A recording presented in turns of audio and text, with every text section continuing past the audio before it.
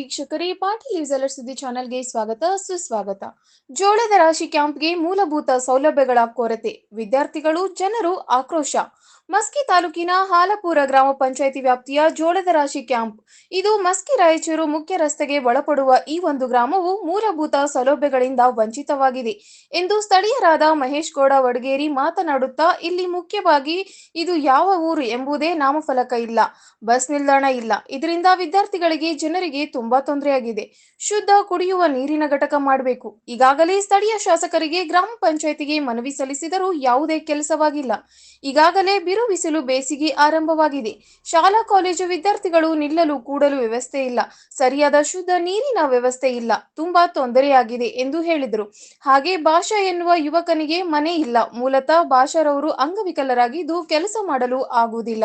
ಈಗ ಆತನು ಸರ್ಕಾರಿ ಶಾಲೆಯಲ್ಲಿ ವಾಸ ಮಾಡುತ್ತಿದ್ದು, ಅಲ್ಲಿ ಕೂಡ ಶಾಲೆ ಬಿಡಲು ಅಧಿಕಾರಿಗಳು ಹೇಳುತ್ತಿದ್ದು, ಇದರಿಂದ ಜೀವನದಲ್ಲಿ ಜಿಗುಪ್ಸೆಗೊಂಡದ್ದು.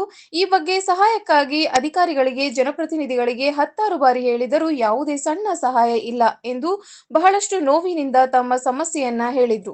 ಈ ವೇಳೆಯಲ್ಲಿ ಬಸವರಾಜ ಗೌಡ ತುಂಟಾಪುರ, ರಮೇಶ್ ವೈಟ್ಲ, ವಿಶ್ವನಾಥ್ ರೆಡ್ಡಿ, ಬಸವರಾಜ ಗೌಡ ಎಮ್ಮಿಗನೂರು, ಮಲ್ಲಯ್ಯ ಸ್ವಾಮಿ, ಎನ್ ನಾಗೇಶ್ವರರಾವ್, ಬಸಪ್ಪ ಬೋವಿ, ಹುಚ್ಚಪ್ಪ ನಾಯಕ, ಚನ್ನಬಸಯ್ಯ, ಜಗದೀಶ್ ತಾತ, ಅಮರೇಶ್ ಗೌಡ ಇನ್ನಿತರರು ಇದ್ದರು.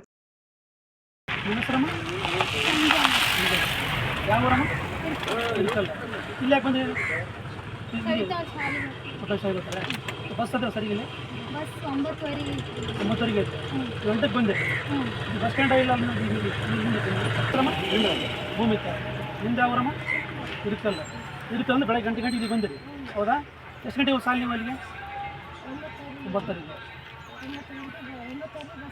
ಈಗ 9:00 ಬಸ್ ಬರ್ತಾ ಅಂದರೆ ಒಂದು ತಾಸು ಇಲ್ಲಿಂದ ಹೋಗಿದೆ. ಈಗ ಏನಿರುತ್ತೆ ಬಸ್ ಸ್ಟ್ಯಾಂಡ್ ಎಲ್ಲ ಏನಿರುತ್ತೆ? ಮತ್ತೇನಕ್ಕೆ ಇಷ್ಟಪಡ್ತೀರಿ ನೀವು? ಬಸ್ ಸ್ಟ್ಯಾಂಡ್ ಆಗುತ್ತೆ, ಬಸ್ ಲೇಟಾಗಿ ಸ್ಕೂಲ ಸರ್ ಬೈತಾರೆ. ಸಮಸ್ಯೆಗಳು ಹೋಗೋಬರೋ ಹೆಣ್ಮಕ್ಳಿಗೆ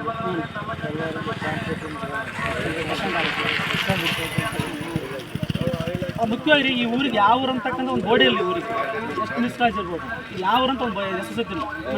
ಅಟ್ಲೀಸ್ಟ್ ಒಂದು ಊರಂತ ಬೇಕಲ್ಲ, ಯಾವ ಊರು ಅಂತ ಇಂಥ ಒಂದು ಹೆಸರಿಲ್ಲ. ಎಷ್ಟು ಮಿಸ್ಕಾಜ್ ಮತ್ತೇನಿಲ್ಲ. ಆಮೇಲೆ ಇನ್ನೊಂದು ಹೇಳ್ತಾರೆ, ನಿಮ್ಮ ಊರಲ್ಲಿ ಶುದ್ಧ ನೀರು ಘಟಕ ಆಗ್ಬೇಕಂತ ಹೇಳ್ತಾರೆ. 6 ಪ್ಲಾಂಟ್ ಆಗ್ಬೇಕಂತ ಹೇಳ್ತಾರೆ. ಈ ಊರಿಗೆಲ್ಲ ಅಂತ ಮತ್ತೆ ಎಲ್ಲಿಗೆ ಹೋಗ್ತು ಹೊರಗೆ? ಡೈಲಿ 3 ಕಿಲೋಮೀಟ್ರ್ ಹೋಗ್ಬೇಕು. ಅದಾಗಬೇಕಂತ. ಮತ್ತೆ ರೀ ಅಷ್ಟೇ 6 ಪ್ಲಾಂಟ್ ಅಂತ.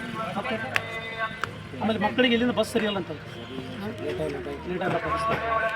ಮತ್ತೆ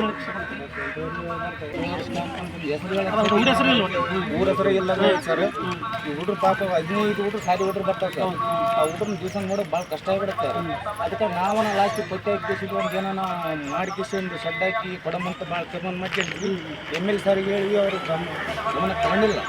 ತಗೊಂತಾರಂತ ನೋಡ್ಕೊಂತ ಇದೀವಿ ಸರ್. ಇನ್ನೂ ಕೇಳ್ಕೊಂತ ಇದೀವಿ. ಇನ್ನವರೆಗೆ ಹೋದಿಲ್ಲ, ಗಮನಕ್ಕೆ ಏನು ಭರವಸೆ ಇಲ್ಲ ಸರ್. ಅದಕ್ಕಾಗಿ ಈಗ ನಿಮ್ಮ ಮುಂದೆ ನಾವು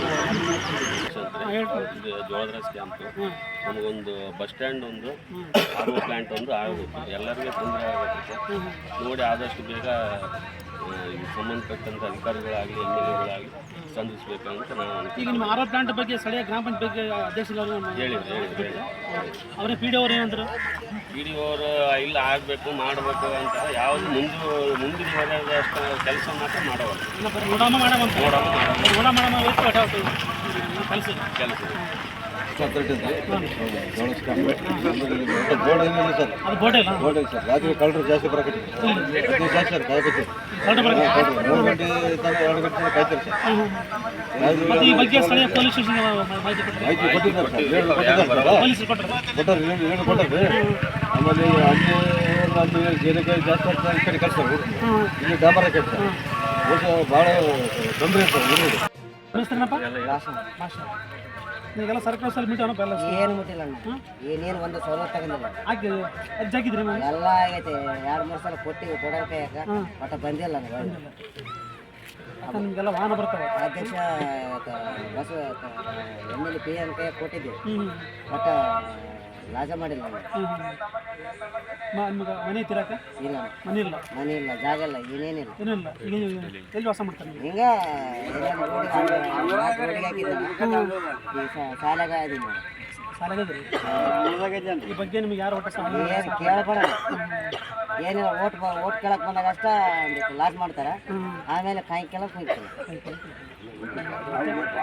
ಯಾವತ್ತು ಏನೇನಿಲ್ಲ ನನಗೆ, ಏನು ಸವಲತ್ತು ಇಲ್ಲ, ಏನೇನಿಲ್ಲ. ಯಾವ್ದಾರು ಹೇಳ್ತಪ್ಪ ಅಂದ್ರೆ ಪಂಚಾಯತಿಗೆ ಹೋದ್ರೆ ಯಾವನ ಸವಲತ್ತು ಬಂದೇರಿ ಕೊಡ್ತಾರ. ಸ್ವಂತ ಜಾಗ ಐತಿ ಇಲ್ಲ ಅಣ್ಣ, ಸ್ವಂತ ಜಾಗ ಇಲ್ಲ. ಈ ಭಾಷೆ ಸಾಬಂದು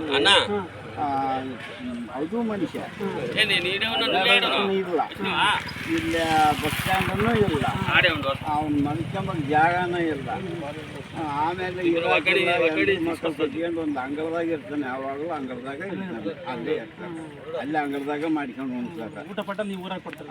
ಊರಲ್ಲಿ ಕೊಡ್ತಾರೆ. ಹಿಂಗೆ ನಡೆದೈತೆ, ವ್ಯವಸ್ಥೆ ಮಾಡ್ಬೇಕು ಭಾಷೆ ಸಾಬಗ.